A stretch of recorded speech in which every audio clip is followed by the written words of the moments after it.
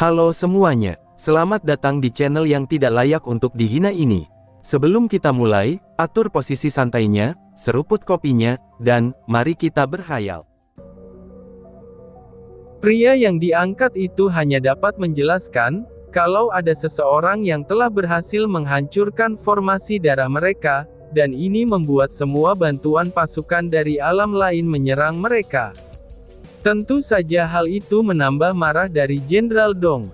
Dia melemparkan anak buahnya sendiri jauh darinya, dan dengan marah berteriak di aula itu sambil mengeluarkan aura yang kuat. Auranya itu membuat beberapa anak buahnya tercekik, karena mereka tidak bisa menahan tekanan dari aura tersebut. Aku tidak tahu siapa kamu. Tapi karena rencana anakku gagal, kita harus memulai rencana kita yang lain, ucap Jenderal Dong yang benar-benar sudah seperti orang gila sekarang. Kirimkan perintahku. Dalam 5 hari ini, aku ingin semua pasukan kita ada di sini. Bawa seluruh pasukan dari negeri langit kita ke sini dalam 5 hari, dan saat itulah kita akan menyerang mereka kembali. Aku akan membalaskan dendam untuk anakku, dan pasukan keluarga Dong kita. Teriak Jenderal Dong dengan gila. Padahal di antara 4 jenderal yang lain, dia dikenal sebagai orang yang paling tenang dan tidak banyak bicara. Tapi setelah melihatnya seperti sekarang, bahkan mungkin orang lain akan kaget. Tapi Tuan, jika kita membawa semua pasukan kita, maka keluarga Dong di alam langit akan hancur. Jawab salah satu bawahannya. Tidak masalah. Selama kita menguasai alam bawah, maka kita sudah menang. Tapi jika kita gagal, maka kita benar-benar akan hancur sepenuhnya. Jelas Jenderal Dong dengan serius. Mendengar penjelasan itu, pria tadi yang menjawab perkataan Jenderal Dong langsung diam, dan dia membawa yang lain untuk mengirimkan perintahnya untuk membawa pasukan. Itu sudah jelas, kalau keluarga Dong tidak mempunyai jalan untuk kembali lagi, itu sejak mereka gagal menguasai orang-orang itu di istana alam bawah. Dan jika mereka benar-benar masih gagal dalam menguasai alam bawah, maka itu sama saja mereka akan kalah.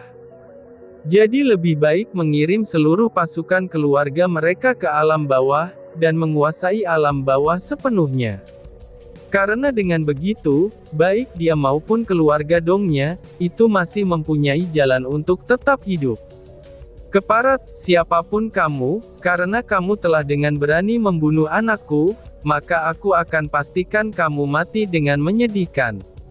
Teriak Jenderal Dong. Di negeri langit, di tempat keluarga Zhao. Zhao Zu menerima berita dari Zhao Bi, kalau ternyata Jenderal Dong telah mengkhianati negeri langit. Dengan segera dia langsung membawa pasukannya menuju ke rumah keluarga Dong. Tentu itu bukan hanya dia saja, Jenderal Nan dan Jenderal Bei yang menerima berita itu, mereka segera menuju rumah keluarga Dong untuk menangkap mereka semua. Tapi saat mereka telah sampai di sana, tidak ada satupun anggota keluarga Dong berada di sana. Di rumah atau wilayah keluarga Dong itu sendiri, mereka hanya bisa menemukan beberapa pelayan yang bahkan sangat lemah, dan tidak masuk dalam keluarga Dong. Sial, Dong Fu benar-benar telah melarikan diri bersama dengan keluarganya. Ucap Jenderal Bei dengan marah. Dong Fu, jika aku menemukanmu maka aku akan membuatmu mati dengan menyedihkan. Teriak Jenderal Nan dengan marah, itu saat dia memikirkan banyak pasukan dan juga roh dari alam bawah yang telah mati, dan bahkan telah dijadikan percobaan oleh keluarga Dong. Tenanglah, kita harus menemukan cara untuk mengatasi masalah ini sekarang. Dan aku yakin, orang-orang dari keluarga Dong pasti berada di alam bawah. Jadi dengan segera kita harus, tiba-tiba saja Jenderal Zhao mengubah wajahnya, dan dia melihat kalau token untuk menuju ke alam bawah mulai redup dan tidak bisa lagi digunakan. Bangke, orang ini benar-benar telah mematikan satu-satunya cara untuk kita masuk ke alam bawah, ucap Jenderal Nan, yang juga melihat kalau token mereka telah benar-benar tidak berfungsi lagi.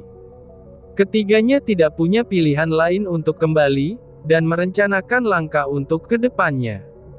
Tapi sebelum pergi, Jenderal Nan menghancurkan seluruh kediaman keluarga Dong menjadi debu karena amarahnya. "Bang, kita hanya bisa berharap semua pasukan kita baik-baik saja di alam bawah," ucap Jenderal Zhao sambil menghela nafas berat. Dua jenderal lainnya juga hanya dapat berharap seperti yang dikatakan oleh Jenderal Zhao. Jika mereka benar-benar kehilangan pasukan di alam bawah, apalagi pasukan bantuan dari alam lainnya juga hilang, maka mereka akan jadi sasaran amukan seluruh alam langit saat itu. "Sial," ucap Jenderal Nan dengan khawatir.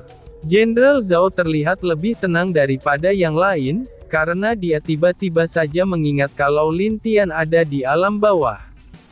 Kemungkinannya rencana Jenderal Dong telah gagal, karena itulah dia menarik semua pasukan dari rumah keluarganya. Lalu dia berencana untuk benar-benar menguasai alam bawah dengan kekuatan penuh. "Apakah aku perlu memberi kalian sedikit kejutan, agar kalian tidak khawatir?" tanya Jenderal Zhao dengan senyum di wajahnya. "Kejutan?" Keduanya langsung melihat Jenderal Zhao dengan aneh. "Apa maksudnya dengan kejutan?" tanya Jenderal Nan dengan bingung. "Kenapa bisa ada kejutan di saat seperti ini? Apakah kalian bisa bersumpah kepada langit dulu? Karena hanya dengan begitulah, aku merasa bisa sedikit lebih tenang saat mengatakannya," ucap Jenderal Zhao. Keduanya langsung melihat Jenderal Zhao, dan menatap mereka dengan serius. Lalu karena mereka benar-benar ingin tahu apa yang disebut kejutan oleh Jenderal Zhao, akhirnya mereka benar-benar bersumpah kepada langit, kalau mereka akan selalu setia kepada negeri langit dan kaisar langit yang lama maupun yang baru. Jika mereka melanggar, maka seluruh keluarga mereka akan hilang atau hancur dalam sekejap, dan mereka sebagai pengkhianat akan mati dengan lebih mengerikan. Akhirnya Jenderal Zhao merasa lega, setelah melihat dua saudara seperjuangannya itu mengucapkan sumpah dengan tulus. Jadi, dia segera menceritakan tentang Lin Tian sebagai pewaris Kaisar Langit, yang bahkan lebih hebat dan jenius dari Kaisar Langit yang lama. "Hahaha, langit tidak meninggalkan kita. Kaisar Langit yang baru telah muncul. Akhirnya hari yang kami tunggu akan datang. Aku Nanwu bersumpah, akan selalu setia kepada Kaisar Langit. Aku akan menjadi benteng tak terkalahkan untuknya selama hidupku," teriak Jenderal Nan dengan sangat bahagia, bahkan dia pun tidak bisa menahan diri untuk tidak menangis. Dia selalu menunggu datangnya Kaisar Langit yang baru. Dan saat Kaisar Langit yang baru muncul, dia akan menjadi benteng tak terkalahkan untuknya. Itu karena, dia dulu sangat menyesal tidak bisa melindungi Kaisar Langit. Karena itulah, dia berharap bisa menembusnya dengan Kaisar Langit yang baru. "Saudara Zhao, sebaiknya saat kita kembali, kamu bisa menjelaskan dengan baik berita bahagia ini kepada kami. Jika tidak, kamu jangan anggap kita sebagai bersaudara," ucap Jenderal Bei, yang matanya sudah memerah karena bahagia setelah mendengar berita tersebut. "Oh, pasti," jawab Jenderal Zhao sambil melihat keduanya dengan tersenyum. Hal yang paling menyakitkan bagi Jenderal Zhao adalah pengkhianatan yang telah dilakukan oleh Jenderal Dong. Tapi setelah melihat dua saudara yang ada di depannya, ini membuat hatinya sedikit terobati sekarang. "Baiklah, cepat kembali, kamu harus menjelaskannya kepada kami," ucap Jenderal Nan sambil menarik keduanya kembali ke tempatnya. Cerita berpindah. "Bagaimana situasinya?" tanya Lin Tian yang telah duduk di atas takhta Dewa Neraka. Setelah kejadian pemberontakan Jenderal muda keluarga Dong, ini membuat Lin Tian sekarang bertanggung jawab atas wilayah alam bawah. Apalagi hal yang paling membuat Lin Tian pusing sekarang adalah, dia dan 3 jenderal muda lainnya tidak bisa menggunakan token untuk kembali ke alam langit. Dia merasa, kalau hal ini ada kaitannya dengan Jendera Dong. Karena itu cukup membuat Lin Tian sedikit pusing, jika sampai Jenderal Dong benar-benar menyerang mereka di sini. Situasi di luar sudah membaik, Tapi aku merasa ada yang aneh dengan tidak adanya monster darah yang muncul. Padahal biasanya ada beberapa yang muncul, tapi sekarang tidak ada sama sekali, ucap Zhao Bi yang juga terlihat agak bingung dengan ketenangan tiba-tiba ini. Lin Tian mengerti apa yang dimaksud oleh Zhao Bi, dan dia juga mengerti, kalau ketenangan ini hanyalah awal dari badai besar yang tidak akan lama lagi datang kepada mereka semua. Lin Tian memerintahkan semua sisi untuk tetap saling berkomunikasi terus, dan Lin Tian telah memasangkan formasi kecil untuk mondar-mandir antar perbatasan. Itu dia lakukan, agar jika ada kesalahan dari satu sisi perbatasan yang diserang, maka yang lain dapat segera mengirim bantuan ke sana dengan cepat. Setelah itu, Lin Tian juga membiarkan Lin Guang menggantikan posisi keluarga Dong untuk menjaga perbatasan barat. Jadi, Lin Guang yang telah diperintahkan Lin Tian tidak menolaknya. Karena bagaimanapun juga, dia datang ke sini untuk membantu sepupu kecilnya ini. Malahan, dia menantikan pertempuran yang akan terjadi selanjutnya. Kelompok Hei San juga telah Lin Tian perintahkan untuk mengawasi sisi di jembatan darah. Jika ada masalah, mereka akan langsung melaporkannya kembali. Atau jika terjadi suatu yang buruk, mereka harus segera mundur dan tidak menyerangnya secara langsung. Dengan setiap perintah yang Lin Tian berikan kepada mereka semua, alam-alam lain yang datang untuk membantu pun merasa kagum, dengan cara Lin Tian memberikan posisi yang cocok untuk mereka. Bahkan tetua yang hidup sangat lama merasa, kalau mereka melihat sosok Kaisar Langit di dalam diri Lin Tian pada saat itu. Ingatlah, kalian harus selalu waspada, dan pastikan setiap langkah kalian tidak ketahuan oleh pasukan Jenderal Dong ataupun monster darah itu, ucap Lin Tian kepada Hei San. Saudara Lin, tenang saja, kelompok kami pasti akan berhati-hati di luar sana, jawab Hei San yang menjanjikan keselamatan mereka kepada Lin Tian. Kalau begitu aku menunggu kalian kembali saudaraku, ucap Lin Tian sambil memeluk Hei San dengan erat. Hei San juga membalas pelukan Lin Tian dengan senyum. Lalu, dia pun pamit dan berangkat ke sisi jembatan yang akan dia intai dengan pasukan kegelapannya. Sedangkan setiap alam yang sudah mendapatkan posisi mereka di alam bawah, mereka juga memilih langsung pergi dari istana untuk mempersiapkan dan memulai tugas mereka. Karena kali ini musuh mereka adalah Jenderal Dong, yang bahkan kemungkinannya tidak ada yang dapat melawan Jenderal Dong dari pihak mereka. Lin Tian juga tidak menghalangi mereka, dan hanya mengingatkan lagi agar mereka tetap berhati-hati. Kakak, jika Jenderal Dong datang, biarkan aku saja yang menanganinya, ucap Bai kecil kepada Lin Tian dengan serius. Itu jika hanya dia saja yang datang. Tapi kalau ada beberapa orang yang sekuat dia datang juga, apakah bisa kamu mengalahkan semuanya dengan kekuatan yang belum pulih? Tanya Lin Tian sambil menghela nafas berat. Bai kecil langsung terdiam. Itu karena jika hanya Jenderal Dong saja yang datang, mungkin Bai kecil dapat mengalahkannya. Meskipun butuh beberapa waktu yang agak lama, tapi Bai kecil yakin dapat mengalahkan Jenderal Dong dengan kekuatannya sendiri. Berbeda jika Jenderal Dong datang membawa orang-orang yang sekuat dia ke sini, maka itu akan membuat Bai kecil sangat kerepotan. Bahkan mungkin peluang menangnya saat melawan Jenderal Dong, itu secara otomatis akan berkurang drastis. Jika begini akan sangat sulit, ucap Bai kecil setelah benar-benar memikirkan masalahnya itu. Tidak semuanya buruk untuk kita saudara kecilku, apa yang aku katakan tadi, itu hanya untuk mengantisipasi jika Jenderal Dong bisa membawa orang sekuat dia. Tapi aku yakin akan satu hal, yaitu tidak akan ada seseorang yang sekuat dia yang nanti akan muncul. Hanya saja, ucap Lin Tian yang tidak percaya, kalau Jenderal Dong bisa membawa orang sekuat dia juga nanti.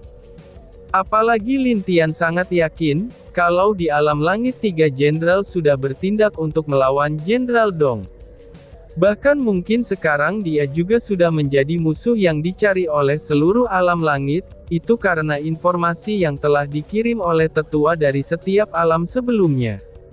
Lin Tian hanya ingat, kalau Jenderal Dong mencuri mayat Tuan Muda kedua alam angin. Dan dia masih belum tahu, untuk apa sebenarnya tubuh dari Tuan Muda kedua bagi Jenderal Dong. Sebaiknya aku memperkuat formasi di seluruh ibu kota dan perbatasan, ucap Lin Tian setelah dia tidak bisa menemukan solusi, atau apa yang dilakukan Jenderal Dong dengan tubuh Tuan Muda kedua itu. Cerita berpindah. Jenderal, semua sudah siap. Apakah kita akan menyerang sekarang? Tanya salah satu tetua dari keluarga Dong. Tidak sekarang. Tunggu besok dulu. Karena aku harus bertemu dengan beberapa orang saat ini. Jawab Jenderal Dong dengan senyum dingin. Baiklah, ucap tetua itu sambil mundur dengan hormat, setelah dia memberikan laporan kepada Jenderal Dong. Kaisar kehancuran, aku pasti akan membunuhmu, dan seluruh orang-orang terdekatmu akan ikut mati denganmu. Aku pasti akan membalaskan kematian anakku. Teriak Jenderal Dong dengan marah, setelah dia tahu kalau yang membunuh dan menghancurkan seluruh rencananya adalah Lin Tian, yang menjadi dewa kehancuran. Akibat dari kegagalan tersebut, dia harus bersembunyi di alam bawah bersama dengan seluruh keluarga Dong, dan bersiap untuk menaklukkan seluruh alam bawah dengan kekuatan penuh mereka. Lebih baik aku bertemu dengan mereka dulu.